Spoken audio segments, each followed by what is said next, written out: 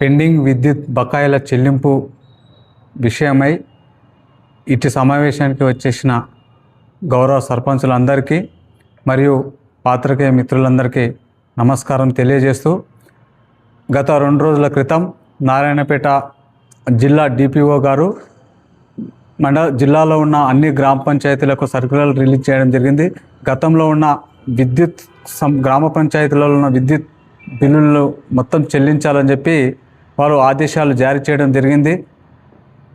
గత మేము గెలిచిన తర్వాత రావాల్సిన నిధులు సరైన సమయంలో రాకపోవడం ఒక విధంగా అయితే, 15th ఫైనాన్స్ నిధులు ఏవైతే వచ్చినాయో గతంలో ఉన్న పెండింగ్ బిల్లులను చెల్లించడానికే సరిపోయింది.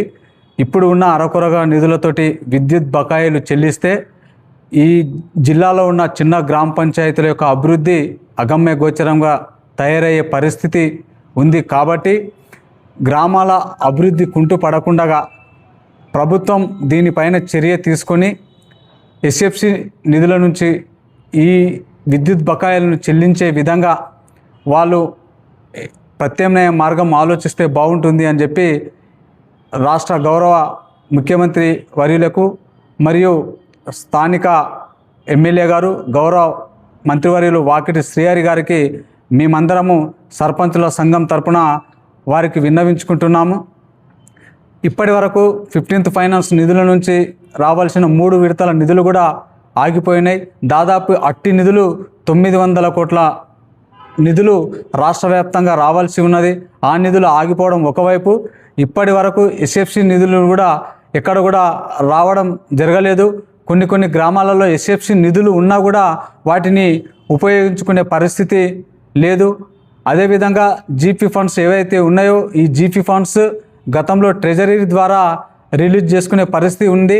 అయితే గత కొన్ని రోజుల క్రితం గౌరవ ముఖ్యమంత్రి రేవంత్ రెడ్డి గారు జీవో నెంబర్ 73ని సవరణ చేసి జీపీలో ఉన్న నిధులను ఆ గ్రామ పంచాయతీ నేరుగా వాడుకునే విధంగా మేము దాన్ని సవరిస్తామని చెప్పారు. ఇప్పటి వరకు అది కూడా అమల్లోకి రాలేదు. తక్షణమే ఆ జీపీ యొక్క ఫండ్స్ను కూడా డైరెక్ట్ గ్రామ పంచాయతీ అకౌంట్లో నుంచే డ్రా చేసుకొని ఆ గ్రామాల అభివృద్ధికి సహకరించే విధంగా దీనివైపు కూడా ప్రభుత్వం చొరవ తీసుకోవాలని కోరుకుంటూ, అదేవిధంగా విద్యుత్ శాఖకు సంబంధించి ఈ విద్యుత్ బిల్లులు గ్రామాలలో విపరీతంగా పెరిగిపోవడానికి ప్రధానమైన ముఖ్య సమస్య థర్డ్ వైర్ లేకపోవడమే. ఈ థర్డ్ వైర్ లేకపోవడం వల్ల అక్కడ ఆన్ ఆఫ్ స్విచ్ లేకపోవడం వల్ల విద్యుత్ దీపాలు నిరంతరంగా వెలిగిపోవడం వలన ఈరోజు ఈ బిల్లులు తడిసి మోపేడవుతున్నాయి. కాబట్టి ఇప్పుడు ఈ గ్రామాలలో చిన్న గ్రామాలలో వచ్చిన నిధులను గ్రామాలకు ఉపయోగించాలా, లేకపోతే ఈ విద్యుత్ శాఖ బకాయిలను చెల్లించాలా? విద్యుత్ శాఖ బకాయిలు చెల్లిస్తే 1 సంవత్సరం 2 సంవత్సరాల అభివృద్ధి చిన్న గ్రామాలలో కుంటుపడే అవకాశం ఉంది.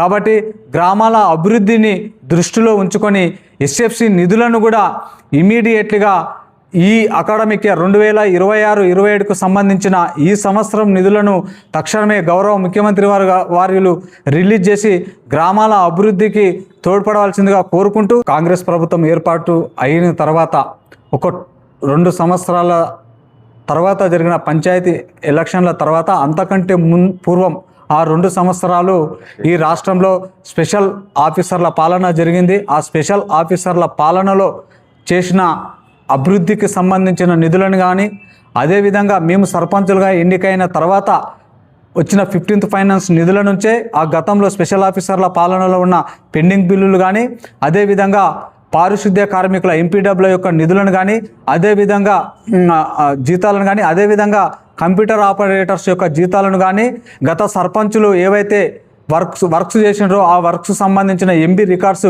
సంబంధించిన నిధులను కానీ ఈ ప్రభుత్వం ఏర్పాటు అయిన తర్వాత 15th ఫైనాన్స్ నుంచి వచ్చిన నిధులనే ఆ బకాయిలకు చెల్లించడానికనే సరిపోయింది. కాబట్టి ఈ విధంగా నూతనంగా గెలిచిన సర్పంచుల పైన అత్యధికంగా భారం పడుతుంది. అభివృద్ధి విషయంలో గ్రామాలలో సామాన్య ప్రజల నుంచి ఒత్తిడి ఏర్పడే అవకాశం ఉంది. ఈ నిధులన్నీ అటు పోవడం వలన, ఇంకా రావాల్సిన నిధులు రాకపోవడం వలన, స్టేట్ ఫైనాన్స్ నుంచి రావాల్సిన నిధులు రాకపోవడం వలన గ్రామాలలో అభివృద్ధి కుంటుపడుతుంది.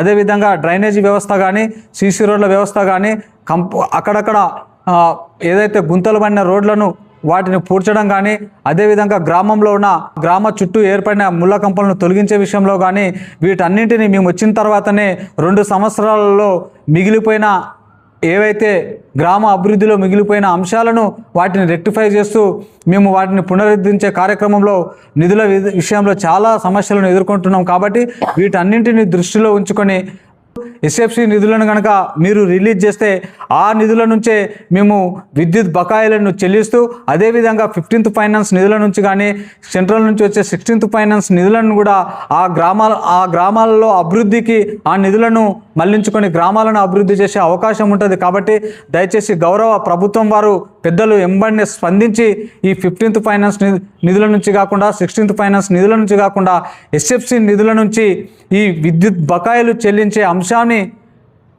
ప్రభుత్వ పెద్దలు ఆలోచిస్తే బాగుంటుంది అని చెప్పి మేము గ్రామాలను అభివృద్ధి దిశగా ముందుకు తీసుకొని పోయే విధంగా ఈ ప్రభుత్వం చర్యలు తీసుకోవాలని కోరుకుంటూ, అదేవిధంగా ఎలక్షన్స్ కంటే ముందు గౌరవ ముఖ్యమంత్రి వర్యులు బహిరంగ సభలలో చెప్పడం జరిగింది.